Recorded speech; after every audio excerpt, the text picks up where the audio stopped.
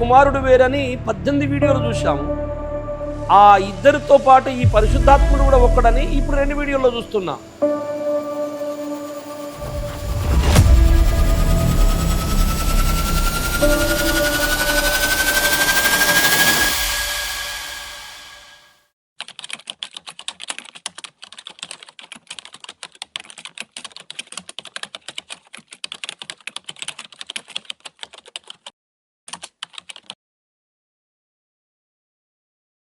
Praise lord, అందరికీ వందనాలు. మర్మధార కార్యక్రమానికి మీ అందరినీ క్రీస్తునామమున స్వాగతం పలుకుతున్నాం. మర్మధార.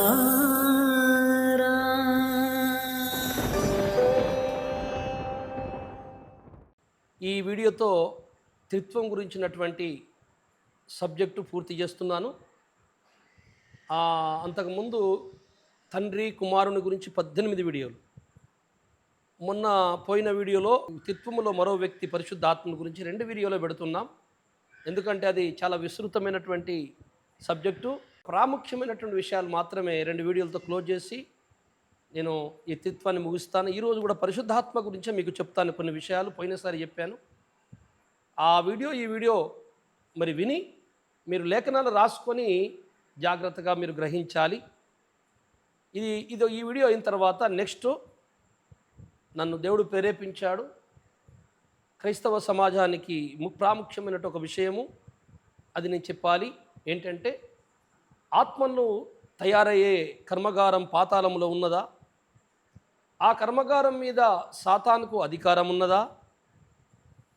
తల్లి గర్భములో ఆత్మలు తయారైతాయా లేక పాతాళ గర్భంలోనా అనే ప్రశ్న ఒక్కటి క్రైస్తవ్యంలో తిరుగుతుంది. దాని గురించి నా దేవదూతల రహస్యములు, మనిషి పుట్టుక రహస్యములు, జన్మ పాపముల గురించిన వీడియోలు, సబ్జెక్టులు ఉన్నాయి. ఆ పెద్ద సబ్జెక్టులలో నేను చెప్పాను ఆల్రెడీ. మీరు వెనక్కి వెళ్తే అందులో ఇందులో కొంత దొరుకుతుంది. కానీ అది ఒక సోదరుడు సేకరించలేక దాని గురించి సపరేట్గా చెప్పండి అయ్యా అన్నాడు. నాకు ఎప్పుడో అది కూడా నా మనసులో ఉండే. నాకు కూడా అనిపించింది, దేవుడు ప్రేరేపించాడు చెప్పాను. అదొకటి చెబుతాను. అది ఒక 2 వీడియోల్లో క్లోజ్ చేస్తాను అనుకుంటున్నాను. ఎందుచేత అంటే, 1.5 సేపు ఒకటే వీడియో పెడితే ఎవరు వింటలేదని, రెండోది నేను అనుకున్నంత వివరణ ఇవ్వకపోతున్నానని 2 వీడియోలు పెడుతున్నాను. ఆ తర్వాత ఈ ఆత్మల కర్మగారం ఉన్నదా లేదా అన్న సబ్జెక్ట్ అయిపోయిన తర్వాత ఒక పొడవాటి విస్తృతమైన సబ్జెక్ట్ ఒకటి తీసుకుని వస్తాను మీ ముందుకి. అదేంటంటే పరమగీత సారాంశం. ఒక 20 వచనాలు తీసుకుంటా. 20 ఎపిసోడ్లు అవుతాయి. 20 గంటల ప్రసంగం అవుతుంది. మీరు నా కొరకు ప్రార్థన చేయండి. అలా 2-3 నెలల్లో అవుతుంది, 4 నెలలు కూడా కావచ్చు. ఎన్నడూ కూడా ఆ వచనాలకి ఆ వివరణ ఇచ్చినట్టు మీకు కనపడదు. అటువంటి ఒక గంభీరమైన వివరణ ఇవ్వబోతున్నాను. పరమగీత సారాంశం గురించి మీరు ఎదురు చూడండి. ఇవన్నీ చెప్పాలన్న మనసులో ఉన్నది. ఏ ఒక్కటి పూర్తిగా చెప్దామన్నా నా ఆయుష్ సరిపోదేమో అని కొంతని పరిచయం చేసుకుంటూ బయలుదేరుతున్నాను నేను. నా కోసం ప్రార్థన చేయండి. అన్ని రకాలుగా నాకు దేవుడు ఆరోగ్యంగా, ఆర్థికంగా చాలా కష్టపడుతుంటాం మేము. ఆర్థిక సహకారము మాకు అందాలని మా కోసం మీ ప్రార్థనలో జ్ఞాపకం చేసుకోండి. దేవుడు మీ అందరిని దీవించునుగాక. మంచిది. ఈరోజు పాఠములోనికి మనం వెళ్ళకముందు నేను ముందుగా కొన్ని విషయాలు మీతో పంచుకోవాలనుకుంటున్నాను. దేవులారా, పోయినసారి కూడా చెప్పాను, లేఖనాలలో ఆత్మ నది ఒకటి ప్రవహించుచున్నది. న్యాయముగా ఆలోచించేవాడు, న్యాయముగా బోధించేవాడిని ఆ ఆత్మదేవుడు నడిపిస్తాడు అని కొన్ని ఉదాహరణలు చెప్పాను. వచనాలు కూడా ఇచ్చాను మీకు. అవును, నిజమే. అది తెలవాలి అంటే దేవులారా, బైబిల్ చదవాలి బోధకులు. బైబిల్ చదవని వానికి సత్యం అర్థము కాదు. బైబిల్ చదివితే పరిశీలన చేయాలన్న ఒక ఆలోచన నీలోకి వస్తుంది. ఒకసారి పూర్తిగా చదవండి, ఆదికాండము నుంచి ప్రకటన గ్రంథము వరకు. అది జనరల్గా నువ్వు చదువుకుంటూ పోతే కొంత అవగాహన నీకు వస్తుంది. తర్వాత 2వ రౌండు మళ్ళీ ఆదికాండం మొదలుపెట్టి మళ్ళీ ప్రకటన గ్రంథం వరకు పూర్తి చేయండి. ఈ 2వసారి చదివేటప్పుడు నీకు మొదటిసారి చదివితే ఎంత లేట్ అయిందో అంతకంటే లేట్ అవుతుంది. ఎప్పుడంటే పరిశీలన మొదలవుతుందో తొందరగా నువ్వు ముందుకెళ్ళలేవు. ప్రశ్నలు ఎదురవుతుంటాయి, ఆలోచన పుట్టిస్తుంటాడు దేవుడు. ఆ వచనం కాడ ఆగిపోతావు. దాని గురించి ఆలోచిస్తావు, సత్యం నేర్చుకుంటావు. అది మళ్ళీ మూడవసారి మళ్ళీ మొదలుపెట్టు. 3 సార్లు పూర్తిగా చదవండి ఎవరైనా బైబిల్, ఖచ్చితంగా చెప్తున్నా నేను. మూడోసారికి పరిశుద్ధాత్మ దేవుడు నిన్ను చేయిపట్టి నడిపిస్తున్నట్టు అనిపిస్తుంటుంది.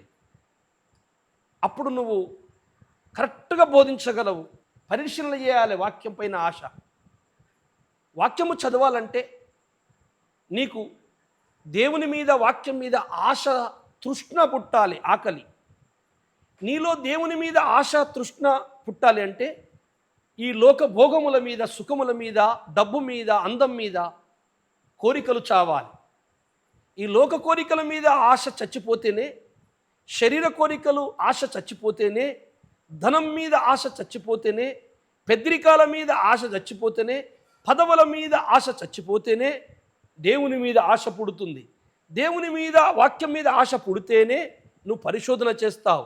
నువ్వు పరిశోధన చేస్తే అప్పుడు పరిశుద్ధాత్ముడు ఆ మనసు కలిగిన వాణ్ణి, చెడుని అసహించుకొని మంచిని ఇష్టపడే మనసు కలిగిన వారిని జ్ఞాన శిఖరాలను ఎక్కిస్తాడు. అప్పుడు తయారవుతాడు ఒక దివ్య ప్రసంగికుడు. ఈ మాట నేను చెప్పలేదు అంటారా? ఇర్మియా గ్రంథము తీయండి ఒకసారి. ఇర్మియా గ్రంథము 9వ అధ్యాయం 3వ వచనం చదువుకుందాం ఒకసారి. యెహోవా ఇలాగు సెలవిచ్చుచున్నాడు, జ్ఞాని తన జ్ఞానమును బట్టి, శూరుడు తన శౌర్యమును బట్టి అతిశయింపకూడదు. ఐశ్వర్యవంతుడు తన ఐశ్వర్యమును బట్టి అతిశయింపకూడదు. అతిశయించువాడు దేనిని బట్టి అతిశయింపవలననగా, భూమి మీద కృప చూపుచు నీతి న్యాయములు జరిగించుచున్న యెహోవాను నేనే అని గ్రహించి నన్ను పరిశీలనగా తెలుసుకొనుటను బట్టి అతిశయింప. చాలు. భూమి మీద కృప చూపుచు నీతి న్యాయములు జరిగించువాడు, నీతి న్యాయములు పండించువాడు, నీతి న్యాయములను విత్తనాలు చల్లేవాడు. అతన్ని తెలుసుకోవడానికి ఎలా తెలుసుకోవాలట? పరిశీలనగా తెలుసుకోవాలట. పరిశీలన చేసి తెలుసుకున్న దాన్ని బట్టి నువ్వు అతిశయపడాలి, సంతోషపడాలి. ఆ గ్రంథములో 4 మాటలు, ఈ గ్రంథములో 4 మాటలు, ఆదికాండములో 4 మాటలు, వాళ్ళెవరో చెప్పిన 4 మాటలు పోయేసుకొని నాకు ఎరికైపోయింది, నేను జ్ఞానిని, నేను జయశాలిని అంటే కుదరదు. తప్పుదారిలోకి తీసుకెళ్తాడు సైతాన్. నువ్వు రెవరెండు, బిషపులు అట్లా కావద్దు. దేవుని దృష్టికి నువ్వు గొప్పవాడు కావాలి. ఈ లోకము నిన్ను మెచ్చుకోకున్నా పర్వాలేదు. లోకము నిన్ను మెచ్చుకుంటాంది. పనికిరానోళ్ళు నువ్వు లోక సంబంధులు నిన్ను మెచ్చుకుంటున్నారంటే నువ్వు ఇంకా దేవునికి ఇష్టడు కాలేదని అర్థం. దేవుడారా, నీతిమంతులకు అనేక వ్యతిరేకతలు ఉంటాయి. ఎందుకంటే సత్యం పలుకుతారు కనుక, ఆత్మచేత పలుకుతారు కనుక. పరిశీలన చేయాలి. పరిశీలన చేయకపోతే, పరిశీలన చెయ్యకుండా అంటే నేను చెప్పినట్టు ఇప్పుడు బైబిల్ చదివి దేవుని మీద ఆధారపడి నువ్వు నేర్చుకొని బోధించకపోతే ప్రమాదము నీకు సుమి. అది పాపం అంటుంది బైబిల్. పరిశీలన లేని చోట, బైబిల్ అవగాహన లేని చోట పైన 4 ముక్కలు కీర్తనగం చదువుకొని మనుషులను మెప్పించి 4 జోకులు చేసి అందరినీ ఆకర్షించుకొని 2 జోబులు డబ్బులు నింపుకుంటే దేవుని రాజ్యం దొరుకుతుంది అనుకుంటున్నావా? ఎవడు రూపాయి ఇయ్యకపోయినా, గ్లాసు నీళ్లు పోయకపోయినా, నీ మీద పన్ను కొరికినా, నీ మీద మన్ను పోసి దుబ్బపోసినా, నిన్ను తిట్టినా అదే వాక్యము చెప్పాలి, గద్దింపు. ఖబర్దార్, ఇట్లుంటే పరలోకం పోతావు, నరకం పోతావు. నీకు 1,00,000 రూపాయలు కానికిచ్చినా, నీకు 2 రూపాయలు ఇవ్వకపోయినా అదే వాక్యం చెప్పాలి. నీకు పైసలు కొంచెం సాయం చేయంగానే నువ్వు బోధ మార్చినవంటే నువ్వు భక్తునివే కాదు. ఇలా పరిశీలన చేసే మనసు నీకుంటే పరిశుద్ధాత్ముడు నిన్ను చేయిపట్టి నడిపిస్తాడని చెప్పాను నేను. పరిశుద్ధాత్ముడు నడిపించాలంటే నీకు పరిశీలనాత్మకమైన మనసు ఉండాలి. అప్పుడు వివరణ ఎలా చేయాలో ఆ వివరణాత్మకమైన సందేశము నీ లోపల జీవపు ఊట పరిశుద్ధాత్ముడు నీలో పుట్టిస్తాడు. అప్పుడు నువ్వు సరైన బోధ చేస్తావు. పరలోకమే వెళ్తాడు ఆ బోధ నమ్మినోడు. నమ్మనోళ్ళు ఎక్కువ ఉంటారు, నమ్మినోళ్ళు తక్కువ ఉంటారు. ఆ నమ్మినోళ్ళే పరలోకం పోతారు. ఏదేమన్నా కానీ పరిశుద్ధాత్ముడు చెప్పిందే చెప్పాలా. దయచేసి లేఖనాలలో ఆత్మ దాగి ఉన్నది, మనం పరిశీలనాత్మకంగా నేర్చుకోవాలి. ఈరోజు నేను బోధిస్తున్న బోధ కూడా అదే పరిశీలన మనసుతోనే మీరు ఆలోచించాలి. ఇంతవరకు నేను చెప్పినవి కూడా పరిశీలన మనసుతోనే ఆలోచించాలి. ఇందుకొరకు ఈ ముందు మాటలు మాట్లాడండి.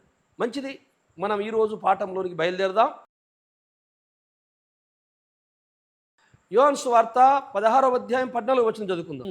ఆయన నా వాటిలోనివి తీసుకొని మీకు తెలియజేయును గనుక ఆ, నన్ను మహిమపరచును. చాలు. దేవులారా, పోయిన వీడియో కూడా పరిశుద్ధాత్మల గురించే, దాని యొక్క కంటిన్యూషనే ఈ వీడియో. కనుక పరిశుద్ధాత్మ గురించి పోయినసారి చాలా విషయాలు చెప్పాను. ఇప్పుడు అదే కంటిన్యూగా మళ్ళీ ఇంకో విషయం ఇంకా కొన్ని చెప్తున్నాను. పరిశుద్ధాత్మకు సాక్ష్యం. ఇప్పుడు పరిశుద్ధాత్ముడు వ్యక్త్యా, ఒక శక్త్యా, దేవుని బలమా, ఏదన్నా దేవునిలోని ఒక శక్త్యా?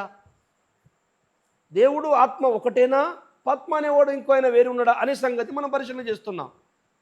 తండ్రి వేరు, కుమారుడు వేరని 18 వీడియోలు చూసాము. ఆ ఇద్దరితో పాటు ఈ పరిశుద్ధాత్ముడు కూడా ఒక్కడని ఇప్పుడు 2 వీడియోల్లో చూస్తున్నాం. ఆ పరిశుద్ధాత్మ గురించి భూమి మీద ఉన్న కుమారుడు అనే దేవుడు సాక్ష్యం ఇస్తున్నాడు. ఆత్మ నా వాటిలోని మీకు బోధించును గనుక ఆయన నన్ను మహిమపరచును. పరిశుద్ధాత్ముడు ఎవరిని మహిమపరుస్తున్నాడు? యేసుక్రీస్తుని. యేసుక్రీస్తు ఎవరిని మహిమపరుస్తున్నాడు? తండ్రి దేవుణ్ణి. తండ్రి దేవుడు ఎవరిని మహిమపరుస్తున్నాడు? కుమారుని దేవుణ్ణి. తవా దేవా నీ సింహాసనం. కుమారుడు మళ్ళెవరిని మహిమపరచాలి? పరిశుద్ధాత్మను. పరిశుద్ధాత్మ గొప్పవాడు అంటాడు. మళ్ళీ పరిశుద్ధాత్మ ఎవరు? వీళ్ళందరూ ఒకరినొకరు మహిమపరుచుకున్న వాళ్ళే. ఎందుచేత అంటే ముగ్గురు ఒక్కటై ఉన్నారు. పరిశుద్ధాత్ముడు నన్ను మహిమపరచుంటే క్రీస్తును మహిమపరుస్తున్నాడంటే ఒక సపరేట్ వ్యక్తి. పరిశుద్ధాత్ముడు ముగ్గురులో ఒక వ్యక్తి అని చెప్పడానికే నేను ఈ ప్రసంగాలు చేస్తున్నాను. పరిశుద్ధాత్ముడు ఒక వ్యక్తి, ఒక పర్సన్. పోయిన వీడియోలో చూడండి, నేను ఒక సృష్టికర్త, ఒక నిత్యుడైన వాడని ఉంది. ఆత్మ నన్ను సృజించెను, ఆత్మ నిత్యుడైన వాడు. ఆది కాండములో కనపడతాడు, ప్రకటన గ్రంథములో రమ్ము అంటాడు ప్రభుని. ఇవన్నీ చూపించాను పోయిన వీడియో, మంచిగా చూడండి. నేను అనుకుంటేనే ఇదేనండి. ఇప్పుడు చూడండి 16వ అధ్యాయము 7వ వచనం చదువు. అయితే నేను మీతో సత్యము చెప్పుచున్నాను, నేను వెళ్ళిపోవటం వలన మీకు ప్రయోజనకరము. నేను వెళ్ళని ఎడల ఆదరణకర్త మీ యొద్దకు రాడు, నేను వెళ్ళిన ఎడల ఆయనను మీ యొద్దకు పంపుదును. చాలు. ఆదరణకర్త అనే ఒక వ్యక్తి ఉన్నాడు, మాట్లాడుతున్న ఒక వ్యక్తి, తండ్రి అయిన ఒక వ్యక్తి. కానీ ఇక్కడ ఇద్దరు కనబడుతున్నారు. ఈ మాట్లాడుతున్న ఆయన ఎవరో మీకు తెలుసు, యేసుప్రభుల వారు. ఈయన ఒక సృష్టికర్త, వాక్యమైన దేవుడు. ఈ 18 వీడియోలో మనం తెలుసుకున్నాం అదంతా. ఇప్పుడు పరిశుద్ధాత్మ గురించి కదా మనం మాట్లాడేది. కనుక ఆ పరిశుద్ధాత్మ గురించి సాక్ష్యం ఇస్తున్న ఈ వ్యక్తి అంటున్నాడు, నేను వెళ్ళిపోవడం వలన మీకు ప్రయోజనకరణం, ఎందుకంటే ఆదరణకర్తను మీ యొద్దకు పంపిస్తాను. ఆదరణకర్త యేసుప్రభు, పరిశుద్ధాత్ముడా? ఇద్దరు. తండ్రి కూడా ఆదరణకర్తే. ఆదరించువాడు, రక్షించువారు ముగ్గురు. అందుకే ఎక్కడున్న ముగ్గురు పనిచేస్తున్నారని చెప్పాను పడే వీడు. ఈయన పోయేట ఆయన పంపుతాడట, అంటే ఆయన ఒక్క వ్యక్తి. ఈయన వెళ్ళి పరిశుద్ధాత్మని పంపుతాడట అండి. పంపితే వస్తాడట ఆయన. ఈయన వెళ్ళి ఆయన పంపితే వచ్చేటోడు కదా, వచ్చేటోడు ఆయన వ్యక్తి కాదా? సపరేట్ ఒక వ్యక్తి ఉన్నాడా లేదా? ఇప్పుడు తండ్రి దగ్గర ఆత్మ కదా, దేవుని ఆత్మది. దేవుడు ఒక్కడే, ఆత్మ దేవుడు ఒక్కటే. యేసుప్రభుల వారు ఒక చిన్న దేవుడు, ఒక సృష్టిలో వ్యక్తి అన్నారు కదా అందరూ. మరి సృష్టిలో ఒక వ్యక్తి ఈయనైతే సరే అనుకుందాంతి. పరిశుద్ధాత్ముడు మరి దేవుని ఆత్మ కదా, ఆయన ఒక ఇద్దరు దేవుళ్ళు కాదు కదా, ఒక దేవుడే కదా. మరి పరిశుద్ధాత్మ అక్కడ ఉండడం ఏంటి, పంపించడం ఏంటి? నన్ను తండ్రి పంపితే వచ్చానని యేసుప్రభు అన్నోడేనే. పంపబడితే వచ్చినోడు వెళ్ళి ఇంకో ఆయన ఏడా పంపగలడు? అది అలా ఆలోచించండి న్యాయంగా. పరిశుద్ధాత్ముడు ఒక పర్సన్, ఒక ఇండివిజువల్ మనసు కలిగిన వాడు, ఒక ఆలోచన కలిగిన వాడు. ఆయనకు ప్రేమ ఉన్నది, ఆయనకు దుఃఖం ఉంది. ఈ సంగతులు ఇంకా ముందు ముందు చూపిస్తాం మీకు. కనుక ఆయనని నేను పంపిస్తే వస్తాడు కనుక ఒక వ్యక్తి అంటున్నాడు ఆయన. యెషయా గ్రంథము 48:16 వచనం చదవండి. ఆది నుండి నేను రహస్యముగా మాట్లాడిన వాడను కాను, అది పుట్టిన కాలము మొదలుకొని నేను అక్కడ ఉన్నవాడను. ఇప్పుడు ప్రభువగు యెహోవాయు ఆయన ఆత్మయు నన్ను పంపెను. ఇది యేసుప్రభుల వారు మాట్లాడుతున్నారు. యేసుప్రభుల వారు భూమి మీద రావడానికి ఇద్దరు వ్యక్తులు కారణమై ఉన్నారట. పరిశుద్ధాత్మ ఎవరో చెప్పే వీడియోలు ఇది. ముగ్గురు కనపడుతుంటారు. మళ్ళీ ఇక్కడ ఆయన గురించి చెప్పినప్పుడు నేను కనపడ్డాడు. నేను అందుకే అంటున్నా, ఎక్కడ పోయినా ముగ్గురు కనపడతారు ఈ సృష్టిలో. కానీ అందులో ఎక్కువ ఫోకస్ కాకుండా ఇమిడి ఉండి ఎక్కువ పని చేసేట ఆయనే పరిశుద్ధాత్ముడు. యేసుప్రభుల వారు అంటున్నాడు అన్నమాట. ఆ 48వ అధ్యాయంలో ఈ భూమి మీదకి ఈ వ్యక్తి రావడానికి ఒక ఇద్దరు వ్యక్తులు కారణమై ఉన్నారట. వాళ్ళిద్దరి పేరును ఉచ్చరిస్తున్నాడు. ఏంటంటే తండ్రియు ఆయన ఆత్మయు. తండ్రి నన్ను పంపించను అని అన్నాడు కదా అక్కడ కొన్ని లేఖనాలలో. తండ్రి నన్ను పంపించను, నా తండ్రి యొద్ద నుంచి వచ్చి తిని నేను ఆయన వంపు తెచ్చును అని అన్నాడు కదా. అలాగే ఇక్కడ అంటే అయిపోయేది కదా. మళ్ళీ ఇంకొక వ్యక్తిని యాడ్ చేస్తున్నాడు ఏంటి ఇందులో. అక్కడ ఇద్దరున్నారు. ఇద్దరు కలిసి ఆలోచన చేసి కుమారా అనే అంశ, ఓ మహాశక్తి క్షేత్రమా, సృష్టికి మూలమా, ఈ జగత్తుని ఈ సృష్టిని శాంతిపరచుటకు, నా కోపాన్ని చల్లగార్చుటకు, నువ్వు యజ్ఞమవుటకు అంశగా మరియమ్మ గర్భంలోకి వెళ్ళు అని పంపించిన పర్సన్స్ 2 నెంబర్స్, ఇద్దరు, తండ్రియు ఆత్మ. అక్కడ స్పష్టంగా రాబడి ఉన్నది. పరిశుద్ధాత్మ ఒక వ్యక్తి త్రిత్వంలో. ఈ లేఖనాన్ని బట్టి పరిశుద్ధాత్ముడు ఒక వ్యక్తి. పరిశుద్ధాత్ముడు వ్యక్తి అంటుంటే యేసుప్రభు దేవుడు కాదు, దేవుడు ఒక్కడని నువ్వు చెప్తున్నావేమో కొన్ని లేఖనాలు పెట్టుకుని. పరిశుద్ధాత్మ గురించి ఏం మాట్లాడుతావు? పరిశుద్ధాత్మ వేరు, సృష్టిలో దేవుని సంబంధించిన ఆత్మలు వేరు. ఆత్మలని కొన్ని మాటలు చెప్పగానే అట్లంటే భూతములు అంటే కూడా ఆత్మలే, పంచభూతాలలో ఉండేటి ఆత్మలే. ఆత్మ, ఈ ఆత్మకి దారాలు కట్టేవు. కొంతమంది దారాలు కడతాను, అంతా ఒకటే, ఆత్మలన్నీ దేవుని సేవలే కనుక దేవుడు ఒక్కడే అని దారాలు కడుతున్నారు. ఆ దారాలు తెగి కాలిపోయే రోజు దగ్గరికి వచ్చింది. కనుక పరిశుద్ధాత్మ ఒక ఇండివిజువల్ పర్సన్, త్రిత్వంలో ఒక వ్యక్తి, సపరేట్ వ్యక్తి. ఆయన ఒక వ్యక్తి, ఈయనొక వ్యక్తి, 3 వ్యక్తిత్వములతో కూడుకున్న ప్రచండమైన మహాజ్యోతి. అదే దైవత్వం అని నేను నా వీడియోలో ఎన్నో చెప్పుకుంటూ వస్తున్నా మొదటి నుండి. చాలా పెద్ద పెద్ద పదాలు వాడిన అందులో. అవి కఠినమైన పదాలే. ఎందుకంటే వినటానికి సులువే ఉన్నది, కానీ అర్థం అవ్వాలంటే మహాజ్ఞానము కావాలి. అని ఓపెన్ చేయాలంటే విశ్వాన్నే వివరించాలి. నేను కొన్ని మాటలు వదులుతున్నానే, వాటిని వివరించాలంటే విశ్వాన్నే వివరించాలి. కనుక ఆయన ఒక వ్యక్తి, తండ్రియు ఆయన ఆత్మయు భూమి మీదకి నన్ను పంపెను. ఇంకెంతకంటే సాక్ష్యమేనా? అంటే 3 వ్యక్తులు కనబడుతున్నారు అక్కడ. త్రిత్వం. యోహాను సువార్త 15:26 చదువు. తండ్రి యొద్ద నుండి మీ యొద్దకు నేను పంపబోవు ఆదరణకర్త అనగా తండ్రి యొద్ద నుండి బయలుదేరు సత్యస్వరూపి అయిన ఆత్మ వచ్చినప్పుడు ఆయన నన్ను గురించి సాక్ష్యం ఇచ్చు. చాలు. ఇంతకుముందేమన్నాడు? ఆత్మయు తండ్రియు నన్ను పంపాడు. అంటే ఆత్మ ఒకడు ఉన్నాడు, ఆయన ఆ పరిశుద్ధాత్ముడు ఒక పర్సన్ త్రిత్వంలా. మళ్ళీ ఇక్కడ యేసుప్రభు భూమి మీదకి వచ్చిన తర్వాత మనుషుల మధ్య నిలబడి ఏం మాట్లాడుతున్నాడు? తండ్రి యొద్దకు నేను వెళ్తాను, అక్కడ ఉంటాడు ఒక ఆయన, ఇద్దరు ఉంటారు అక్కడ, ఒక ఇద్దరు వ్యక్తులు ఉంటారు అక్కడ. అక్కడికి వెళ్ళినప్పుడు అందులో ఒక వ్యక్తి పరిశుద్ధాత్మను, సత్యస్వరూపుని నేను మీ యొద్దకు పంపుతాను. అదేంటి? వాళ్ళిద్దరికి వచ్చి నిన్ను పంపారు కదా మొన్న. అవును సార్, నువ్వు పంపే అధికారం నీకెక్కడిది? వాళ్ళకు ఉంటుంది కదా. అంటే తండ్రికి ఎంత అధికారం ఉందో పరిశుద్ధాత్మనికి అంతే ఉన్నది. పరిశుద్ధాత్మకి ఎంత అధికారం ఉందో తండ్రికి అంతే ఉన్నది. తండ్రికి పరిశుద్ధాత్మకి ఎంత అధికారం ఉందో కుమారునికి అంతే ఉన్నది. అరే ఎవరికి తక్కువ లేదా? ఎవరికి తక్కువ లేదు. అందుకే పిలిప్పు, నన్ను చూసిన వాడు తండ్రి చూసినట్టే నువ్వు ఎందుకు నమ్ముతలేవయ్యా? ఎట్లా చూసినట్టు సార్? నేను చూస్తే నువ్వు వేరు, ఆయన వేరు. సేమ్. నా గుణము, నా శక్తి, నా బలము, నా తత్వం, నా ప్రేమ, నా కోపం, నా తండ్రి ఎలా ఉంటాడో నేను అలాగే ఉంటాను. అలాగే పరిశుద్ధాత్ముడు ఉంటాడు. అందుకే అబ్రహాము దగ్గరికి ఎండవేలలో అబ్రహాము దగ్గరికి వచ్చారు 3 వ్యక్తులను ఎందుకు చూపించాడు దేవుడు? తన స్నేహితునికి తన మర్మాన్ని తెలియపరచాలి. 3 వ్యక్తులు అబ్రహాముకి సేమ్ కనబడ్డారు. ఏం చెప్పాలో అర్థం కాక వీళ్ళకి ఎలా పేరు ప్రభువాని కాలు మొక్కిండు అంతే. 3 ఒకలాగుంటే ఏమనాలి నేను? ఇక అదే ముఖము, అదే మీసము, అదే గడ్డము, అదే అందము, అవే కళ్ళు, అదే హైటు, అదే కలర్. ఓ తీయరాదు పెట్టరాదు 3ని. తండ్రి, కుమార, పరిశుద్ధాత్మ. ఇంత మర్మము ఆది కాండం నుంచి స్టార్ట్ అయ్యి ప్రకటన గ్రంథములో వరకు నడిచిందే. లాస్ట్ మొదటి వచనం నుంచి లాస్ట్ ఎండింగ్ వరకు. అయినా మీరు చూడట్లేదే, మీ కళ్ళు తెరవబట్టలేదు. అందుకు కారణము మీరు ఆత్మదేవుని గుర్తుపట్టలేదు. అందుకే వాళ్ళిద్దరు నన్ను పంపారని ఒకసారి అంటాడు. ఇప్పుడు నేను వెళ్తున్నాను అక్కడికి వెళ్ళి అక్కడ ఒక ఆయన ఉంటాడు తండ్రి దగ్గర, ఆయన నేను పంపుతా. మళ్ళా నువ్వు పంపుతావా? పంపేటోని నాకు ఫుల్ అధికారం ఉన్నది. ఆయన వచ్చినప్పుడు మిమ్మల్ని సర్వసత్యంలోకి నడిపిస్తాడు. అదొకటే కాదు, ఆ ఇక్కడ భూమి మీదకి వచ్చి మీ మధ్యలో ఉండి నివసించి యజ్ఞమై తిరిగి లేచిన యేసు గురించి భూమి మీద నేను మళ్ళీ వచ్చే వరకు ఈ 2000 సంవత్సరాల నుంచి ఆయనే సాక్ష్యం ఇస్తున్నాడు.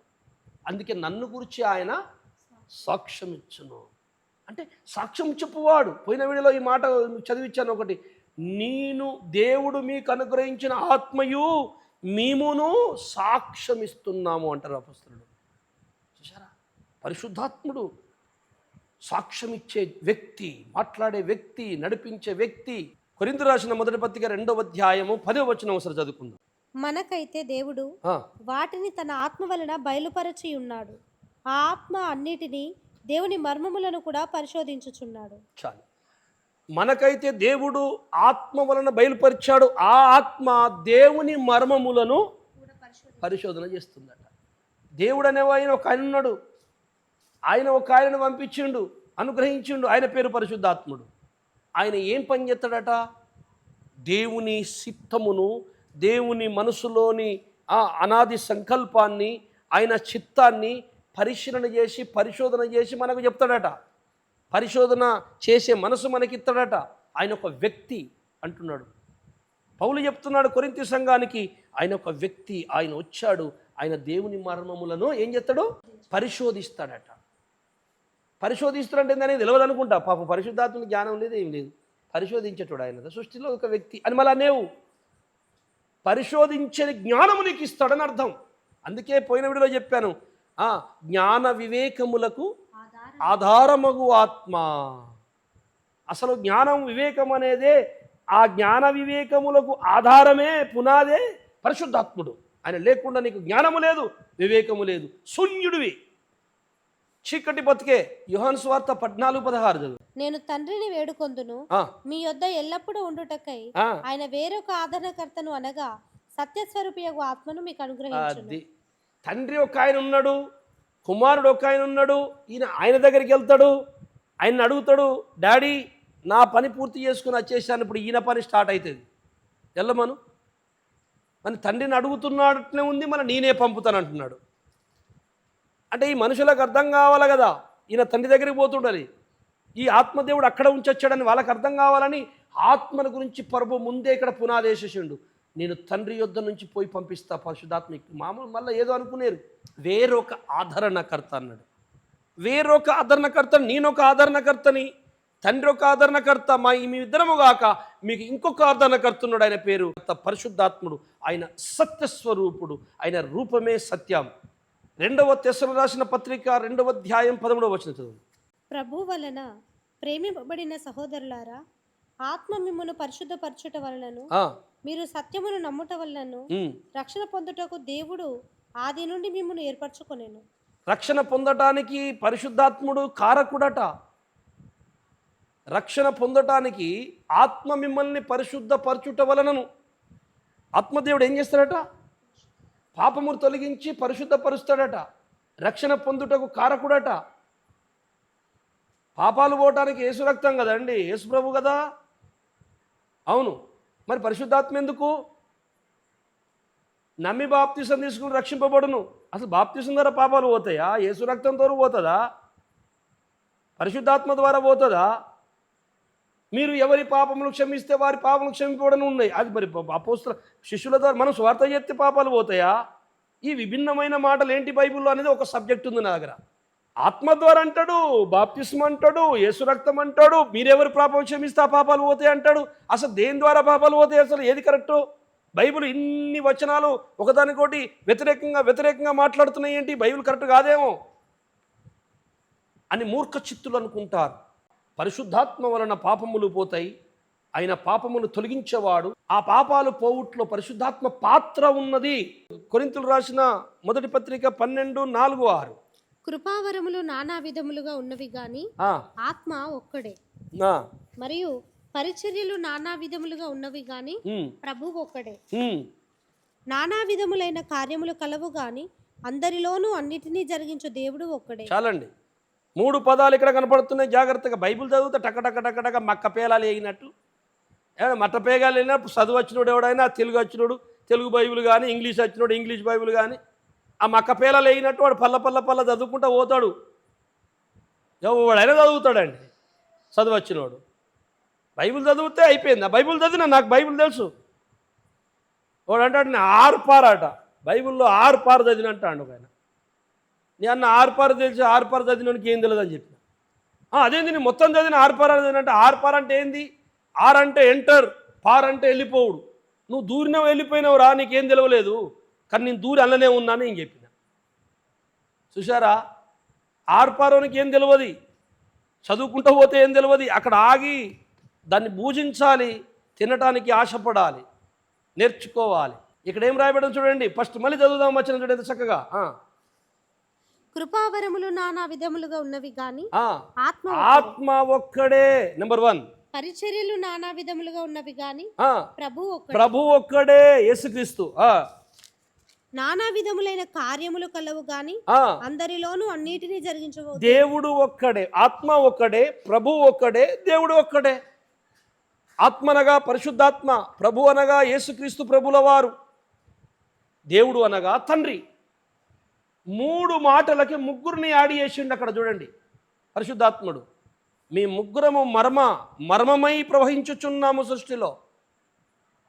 అందుకే మర్మం మర్మం మర్మం అంటుంది బైబిల్. మర్మం అంటే ఏంటిది? దేవుడు ఒక్కడే అనేది మర్మం ఎట్లయితుందండి? ఉత్త చిన్న పోరనికి అరే ఒక్కటేరంటే ఒకటే సార్, ఒక్కటే బస్ అర్థమైపోయింది. దేవుడు ఒక్కడే అన్న దాంట్లో మర్మం ఎక్కడున్నది? ఇక ఒక్కడే కంతే, ఇంకోటి లేడు. కానీ ముగ్గురు అన్న తర్వాత మర్మం స్టార్ట్ అయింది. ముగ్గురు ఎట్లుంటారు, ఎలా జీర్ణించుకోవాలి, ఇది ఎట్లయితుంది? అదే మర్మం. ఒక్కడంటే మర్మం ఎక్కడిది? చిన్న పోరానికి అర్థమవుతుంది. ఒక్కడనేటోళ్ళు పెద్ద జ్ఞానం తెలిసినట్టు పొంగుతున్నారు. ఒక్కడంటే మర్మం ఎక్కడదండి? ముగ్గురు అన్న తర్వాత ముగ్గురు ఒక్కటెట్లా అవుతారో మర్మం, అది మర్మం. అందుకే ప్రభువు, దేవుడు, ఆత్మ ముగ్గురు కనపడుతున్నారు. అంటే ఆత్మ కూడా ముగ్గురులో ఒక వ్యక్తి అని ఇక్కడ నిరూపణ జరుగుతుంది.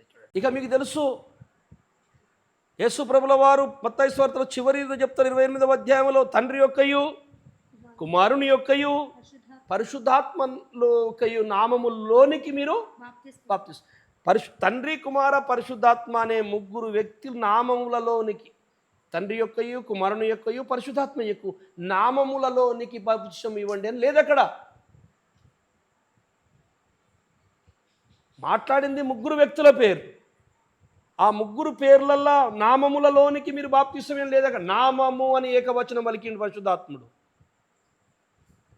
ముగ్గురు వ్యక్తుల పేరు చెప్పినప్పుడు ఆ ముగ్గురు పేరు మీద నువ్వు బాప్తిసం తీసుకో అనాలి కదా.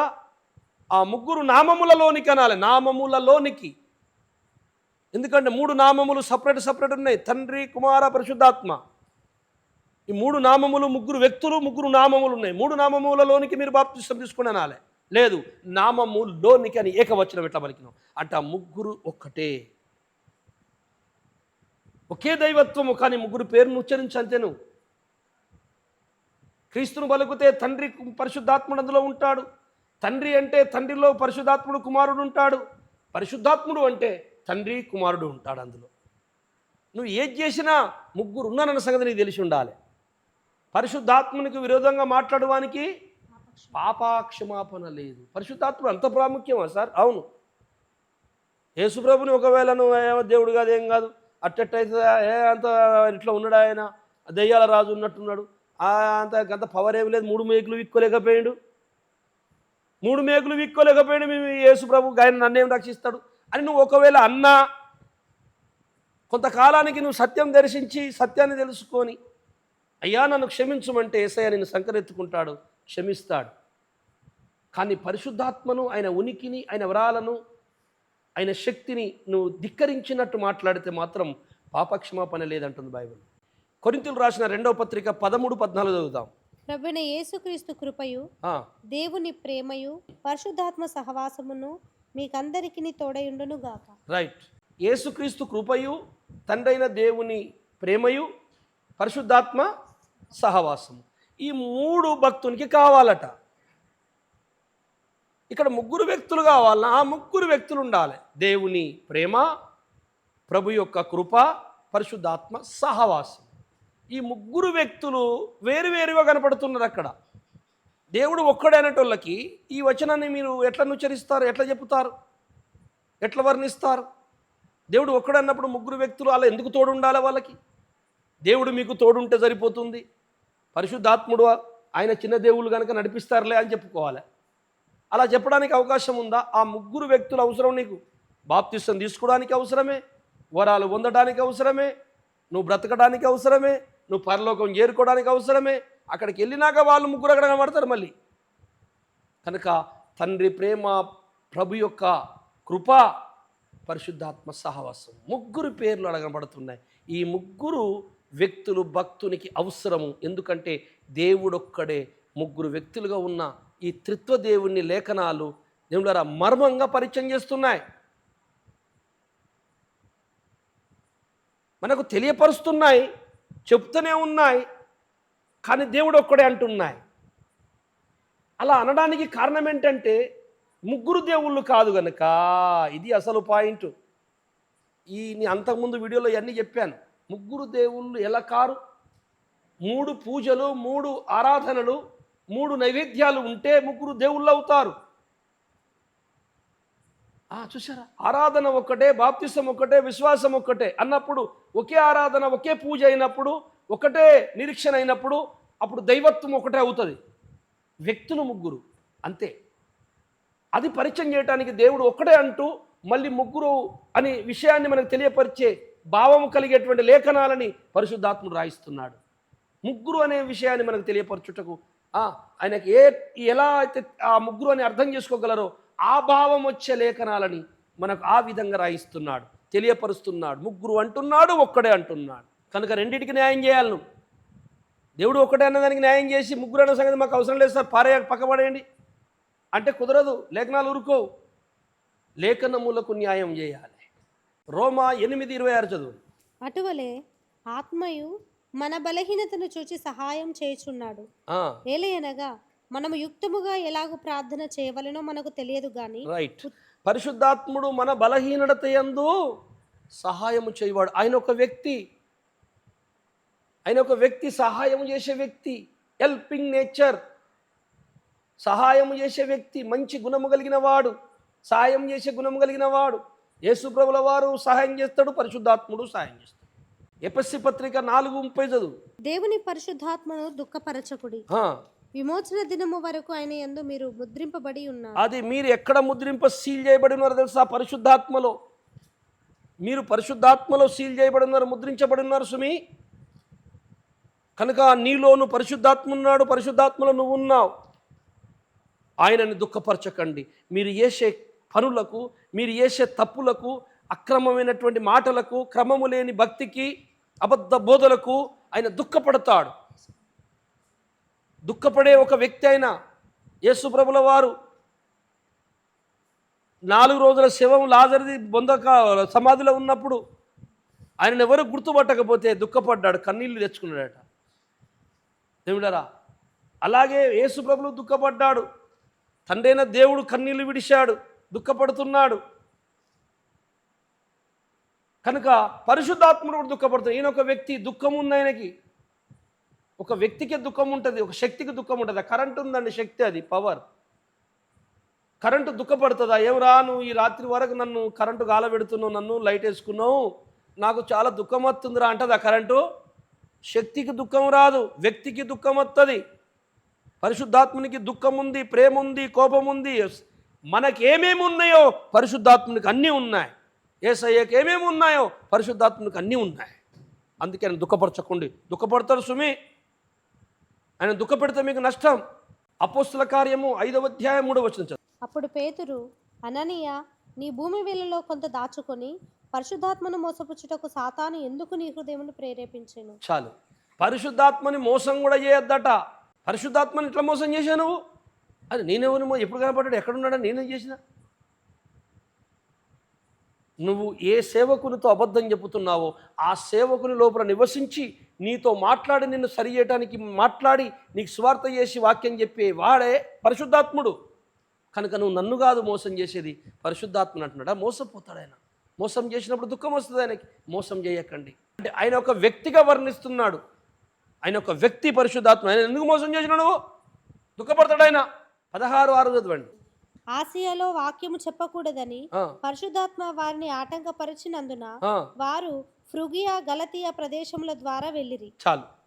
పరిశుద్ధాత్ముడు ఆటంకపరిచే వ్యక్తి ఒక వ్యక్తిగా ఉండి అటు వెళ్ళటోనే, ఆగరా బాబు అటు ఎందుకు వెళ్తున్నావు అని చెప్పి లాక్కొచ్చినట్టు, నేను వెళ్ళనివ్వ నిన్ను అన్నట్టు పరిశుద్ధాత్ముడు ఒక వ్యక్తి వాళ్ళని వెళ్ళనివ్వలేదట, ఆటంకపరిచాడట. ఎట్లా జరిగింది ఇది? ఆయన ఒక వ్యక్తి, ఆయన మాట్లాడుతాడు, ఆయన పట్టుకుంటాడు, లాగుతాడు అంతరంగంలో ఉండి. ఒకసారి పౌలు భక్తుడు అంటాడు, దేవుని ప్రేమ నన్ను బలిమి చేయుచున్నది, బలవంతము చేయుచున్నది. బలవంతం ఎట్లా చేస్తాడు దేవుడు? ఎవరైతే ఆత్మస్వాధీనంలో ఉంటారో, ఎవరైతే ఆత్మచేత నడిపింపబడతారో, ఎవరైతే ఆత్మ ప్రేరేపణకు లోబడతారో, ఎవరు సత్యానికి ధర్మానికి తలవంచుతారో, ఎవరు దేవుని ప్రేరేమిస్తారో, ఎవరు ఈ లోకాన్ని అసహించుకుంటారో అట్టి వారిని చెయ్యి పట్టి నడిపిస్తాడు, వెళ్ళనివ్వకుండా ఆపుతాడు. పరిశుద్ధాత్మను నడిపిస్తాడన్నది ఎంత వాస్తవమో, ఆయనకి ఇష్టం లేని పని చేస్తే ఆపుతాడన్నది కూడా అంతే వాస్తవం. తనకిష్టులైన వారిని పాపము చెయ్యనీయడు, పాపములో పడిపోనీయడు, తప్పులో పడిపోకుండా ప్రేరేపిస్తాడు, ఆపుతాడు, ఇగ్గుతాడు, బలిమి చేస్తాడు. ఇది పరిశుద్ధాత్ముడు ఒక వ్యక్తి అని నువ్వు తెలుసుకోవాలి. యోహాను సువార్త 16:13 చదువు. అయితే ఆయన అనగా సత్యస్వరూపి అయిన ఆత్మ వచ్చినప్పుడు మిమ్మును సర్వసత్యములోనికి నడిపించును. రైట్. పరిశుద్ధాత్ముడు సత్యములోనికి పంపిస్తాడు కాదు, సర్వసత్యములోనికి. సత్యం వేరు, సర్వసత్యం వేరు. లేఖనాలలో మానవ జ్ఞానానికి అర్థమయ్యే మాటలు ఉన్నాయి, అర్థము కాని మాటలు కూడా ఉన్నాయి. ఆ అర్థమయ్యే మాట జనరల్ మాట, ఆ జనరల్గా మానవునికి అర్థమయ్యే లేఖనాలన్నీ సత్యం, కానీ మర్మమంగా ఉన్న సంగతులు సర్వసత్యం. చూశారా? వాక్య సారాంశమే సత్యమని దావీదు అంటాడు 119వ కీర్తన 160వ వచనంలో. యోహాను సువార్త 17వ అధ్యాయంలో నీ వాక్యమే సత్యమని యేసు అంటాడు. వాక్యము సత్యమా, సారాంశం సత్యమా? ఇలా ఉంటుందన్నమాట పరిశోధన, పరిశీలన అంటే. అవును, వాక్యములో దొరికే సత్యము కొంతవరకు ఉంటుంది, నీకు అర్థమయ్యే లేఖనాలు అవి. కానీ సారాంశము నీకు అర్థం కాదు, అది పరిశుద్ధాత్ముడు చెప్తాడు, అది ఏ సత్యం, సర్వసత్యం. సారాంశము సర్వసత్యం, నీకు అర్థమయ్యేది సత్యం. సత్యములో భాగాలు. ప్రయాణము చేయాలి దూరము, ఆ తర్వాత డీప్ అంటే లోపలికి వెళ్ళాలి. సత్యమైనది దూరముగాను బహులోతుగాను ఉండెను. అందుకే నేను మొట్టమొదట ఆ వచనం మీకు చెప్పాల్సి వచ్చింది. నేను చెప్పబోతున్నది ఏంటో నాకు తెలుసు, భవిష్యత్తులో నేను మీకు ఏం చెప్పబోతున్నా నాకు తెలుసు కనుక దానికి సంబంధించింది ముందే నేను ఆ అవగాహన కొరకు మీ మైండ్లో పెట్టాను ఆ వచనాన్ని. ఇప్పుడు అది మీకు ఎంత పనిచేసిందో చూడండి. సర్వసత్యములోకి నడిపించును సుమి అంటే మర్మాలని మీకు బోధించును. మత్తయి సువార్త 4:1 చదువు. అప్పుడు యేసు అపవాది చేత శోధింపబడుటకు ఆత్మ వలన అరణ్యమునకు కొనిపోబడెను. పరిశుద్ధాత్మ అనే ఒక వ్యక్తి ఉన్నాడు, యేసుప్రభు అనే ఒక వ్యక్తి ఉన్నాడు. ఈ యేసుప్రభు అనే వ్యక్తిని, మానవ దేహములో ఉన్న యేసుప్రభు అనే వ్యక్తిని పరిశుద్ధాత్మ అనే వ్యక్తి తోలుకొని పోయాను. ఎక్కడ తోలుకొని పోయాను? రాయి అని చెప్తా, నీకు ఎందుకు కదా, ఎంత పని ఉంది నీతో. అరణ్యమునకి వెళ్దాం, ఎందుకంటే అక్కడ కొంత నీకు పరీక్ష జరిగేది ఉన్నది, నువ్వు కొన్ని జయించేది ఉన్నది. నడు నడు నడు. పరిశుద్ధాత్ముడు పట్టుకపోయాడు యేసుప్రభుని. చూశారా? ఆయన ఒక వ్యక్తి. నువ్వేదో ఉట్టి శక్తి అనకు, ఏదో కరెంటు లెక్క పవర్ అనకు, దేవుని పవర్ అనకు. ముగ్గురులో ఆయన ఒక వ్యక్తి అని నిరూపించడానికి కొన్ని వచనాలు ఇస్తున్నాను మీకు నేను. తీతు రాసిన పత్రిక 3:5 చదువు. మనము నీతిని అనుసరించి చేసిన క్రియల మూలముగా కాక తన కనికరము చొప్పుననే పునర్జన్మ సంబంధమైన స్నానము ద్వారాను పరిశుద్ధాత్మ మనకు నూతన స్వభావం కలుగజేయటం ద్వారాను మనలను రక్షించెను. మనం రక్షింపబడటానికి కారకుడైన పరిశుద్ధాత్ముడు ఏం చేస్తుండట మానవుల హృదయాలలో అంటే నూతన స్వభావము. నూతన స్వభావమును కలగజేసి మనల్ని కంటున్నాడు, మనల్ని రక్షిస్తున్నాడు. అంటే ప్రేరేపించి ఆలోచన చెప్పి మన స్వభావాన్ని సరిచేసేవాడు ఆయన లోపలుండి. ఆయన అంతరంగంలో ఉంటాడు, నీ పైన ఉంటాడు, నీ లోన ఉంటాడు. నిన్ను చేయబట్టి నడుపుతాడు, నీ ముందు నడుపుతాడు, నీ ఎనుకుంటాడు, నీ పక్కలకుంటాడు, నీ పైనుంటాడు. ఆయన లేని స్థలము లేదని పోయిన వీడిలో చెప్పిన నీకు వచనం దావీదు చెప్పింది. నేను ఎక్కడికి వెళ్ళినా నువ్వు అక్కడున్నావు. దేవుడారా, పరిశుద్ధాత్మ దేవుడు ఎవరు అసలు చూశారా? ఎవరో ఏం అర్థం చేసుకుంటావు ఆయన? నువ్వు ఆయన నడిపించేవాడు, ఎత్తుకునేవాడు, అన్ని పనులు చేస్తాడు. ఆయన లేనిది ఏదీ లేదు. ఆయన నూతన స్వభావమని కలగజేసేవాడు. అపోస్తుల కార్యం 1వ అధ్యాయం 8వ వచనం చదువు. అయినను పరిశుద్ధాత్మ మీ మీదికి వచ్చినప్పుడు మీరు శక్తి నొందెదరు. ఆత్మదేవుడు నీ మీదికి రాకపోతే నీకు శక్తి రాదు. ఏ శక్తి రాదు? ఈ భూమి మీద ఉన్న ఆ 10 లీటర్ల డబ్బా లేపే శక్తి అది కాదు. భౌతిక శక్తి కాదు, ఆత్మ సంబంధమైన శక్తి.